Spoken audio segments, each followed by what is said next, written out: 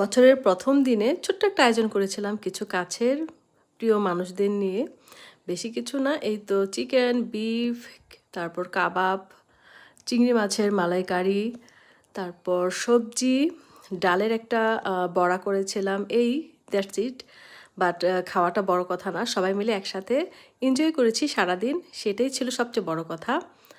আর বাচ্চারাও খুব আনন্দ পেয়েছে একসাথে থেকে, একসাথে খাওয়া দাওয়া। ও ইলিশ মাছের কিন্তু আমি দো পেঁয়াজা করেছিলাম, এটা সবচেয়ে মজার ছিল।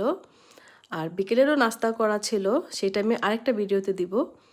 আর চলুন দেখাই, আমার বাসাটা একদম সুন্দর না, ছিমছাম ছোটোখাটো বাসা, তাই ভাবলাম আপনাদের সাথে শেয়ার করি। আর এই রুমে আছে ওই আরেকটা আপা আর আমার মেয়ে, আর বাচ্চারা একটু বাইরে গেছে, ওরা আবার ফিরে আসবে।